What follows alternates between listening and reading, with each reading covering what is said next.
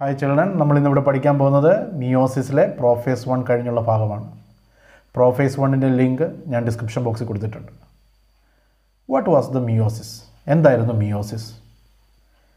Meiosis is a reduction division. Why we are called meiosis is a reduction division? Because in all sexually reproducing organisms, gametes are produced by meiosis. The number of chromosome of gamete is just half of the parent cell. എല്ലാ sexually reproduce ചെയ്യുന്ന ജീവികളിലും gamete ഉണ്ടാകുന്ന meiosis ആണ്.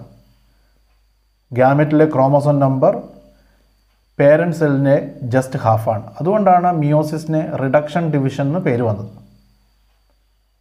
നമ്മൾ പഠിച്ചു prophase 1ൽ 5 stage ഉണ്ട്: ലെപ്റ്റോട്ടിൻ, സൈഗോട്ടിൻ, പാക്കറ്റിൻ, ഡിപ്ലോട്ടിൻ and ഡയാകൈനസിസ്. എന്തൊക്കെ events ആണ് മിയോസിസിലെ പ്രോഫേസ് 1ൽ നടന്നത്?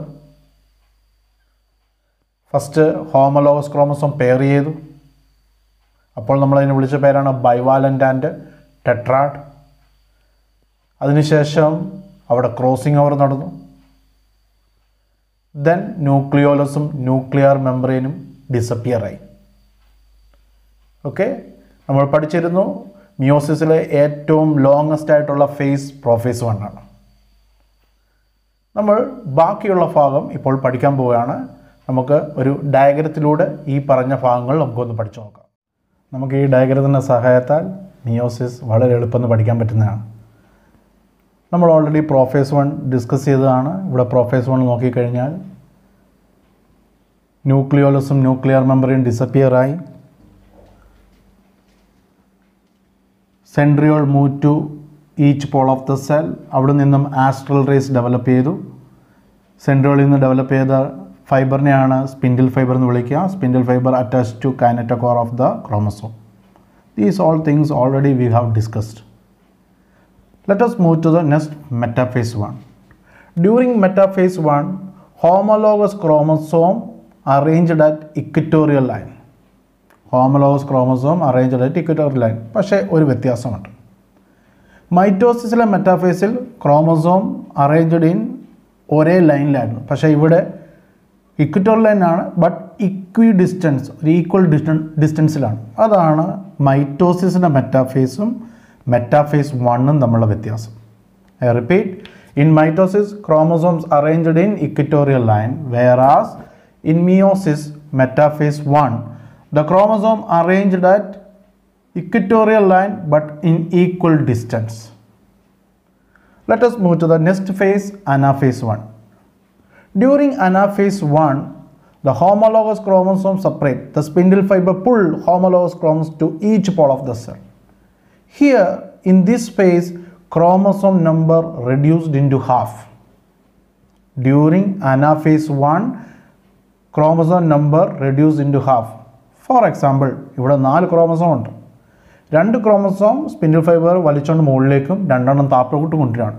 അങ്ങനെ ഈ ഭാഗത്തുണ്ടാകുന്ന സെല്ലിൽ 2 ക്രോമസോമും ഈ ഭാഗത്തുണ്ടാകുന്ന സെല്ലിൽ 2. അങ്ങനെ ക്രോമസോം നമ്പർ പകുതിയായി. അതുകൊണ്ടാണല്ലോ മിയോസിസിനെ റിഡക്ഷൻ ഡിവിഷൻ എന്ന് വിളിക്കുന്നത്. Especially meiosis 1 is a reduction ഡിവിഷനാണ്. എന്നാൽ meiosis 2 is called equational division. മൊത്തത്തിൽ നമ്മൾ അതിനെ റിഡക്ഷൻ ഡിവിഷൻ എന്നാണ് വിളിക്കുക. ശ്രദ്ധിക്കുക, മൈറ്റോസിസിൽ അനാഫേസിൽ സെൻട്രിയോൾ സ്പ്ലിറ്റ് ചെയ്തിരുന്നെങ്കിൽ ഇവിടെ സെൻട്രിയോൾ സ്പ്ലിറ്റിംഗ് ഇല്ല. മൈറ്റോസിസിൻ്റെ അനാഫേസിൽ സെൻട്രിയോൾ സ്പ്ലിറ്റ് ചെയ്തു, ഇങ്ങനെ സ്പ്ലിറ്റ് ചെയ്യും. പക്ഷേ ഇവിടെ ഹോമോലോഗസ് ക്രോമസോം സെപ്പറേറ്റ് ചെയ്യുന്നു. അങ്ങനെ ക്രോമസോം നമ്പർ ഹാഫ് ആവുന്നു. എന്ന് പറഞ്ഞാൽ 2 ക്രോമസോം മുകളിലേക്കും 2 ക്രോമസോം താഴേക്കും മൂവ് ചെയ്യുകയാണ്.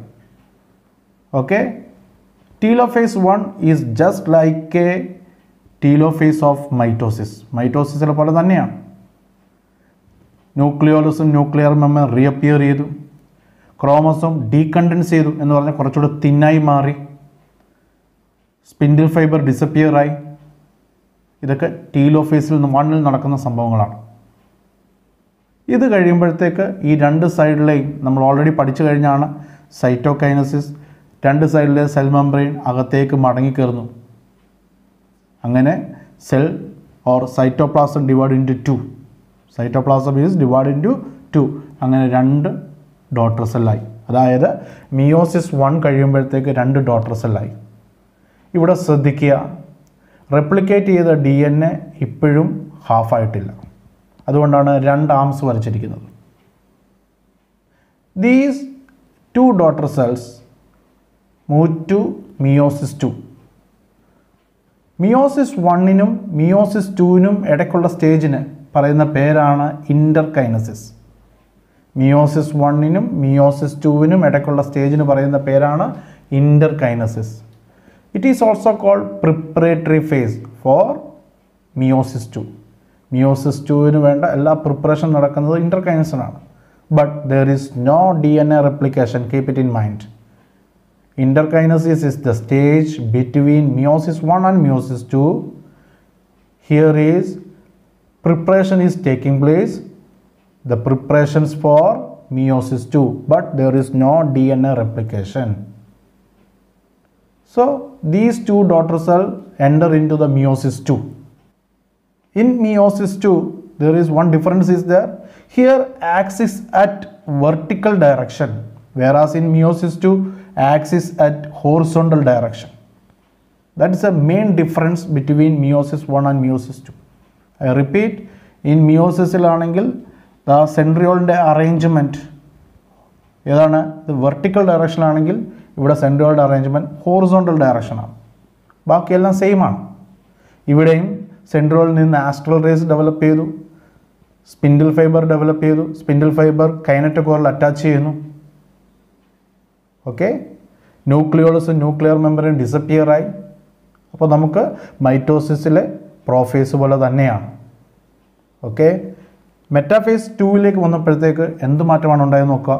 ഇവിടെ ക്രോമസോം ഇക്വിറ്റോറിയൽ ലൈനിൽ ഒരേ ലൈനിൽ അറേഞ്ച് ചെയ്തു.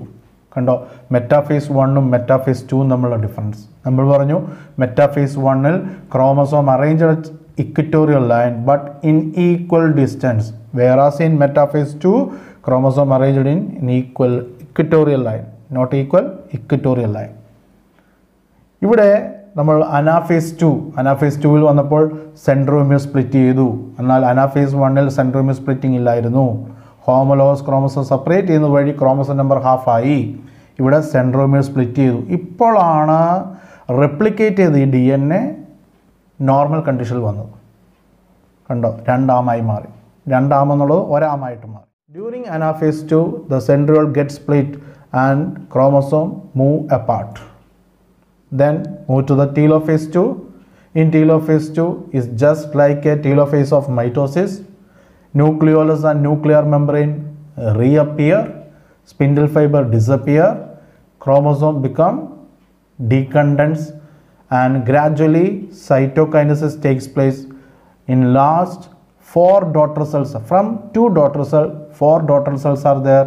Their chromosome number is half.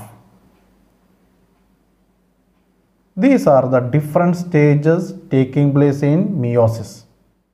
I repeat, in prophase 1 we have studied there are 5 stages are there: leptotin, zygotin, packaging, diplotin and diakinesis. The main events taking place in prophase 1 are: first, pairing of homologous chromosome, that is a synapsis. Then it forms bivalent or tetrad, followed by crossing over. Okay, that is the main reason for variation in sexual reproduction. Then comes to metaphase 1. All chromosomes arranged in equatorial line in equidistance, whereas in mitosis they are all arranged in same line. Here anaphase 1, homologous chromosomes separate, that is why chromosome number reduced into half. Then comes to telophase 1, the chromosome become decondensed to become thin, nucleolus and nuclear membrane reappear, gradually cytoplasm get divided to form 2 daughter cells. Then these 2 daughter cells move to the meiosis 2. In between meiosis 1 and meiosis 2, one more stage is there called interkinesis. In this phase all preparation taking place for meiosis 2, but there is no DNA replication. Keep it in mind, there is no DNA replication like a interphase. Then നിങ്ങൾക്ക് പെട്ടെന്ന് പഠിക്കാൻ പറ്റും, meiosis 2 is just like a mitosis, but there is one difference is there. Here the centriole arrangement in horizontal direction.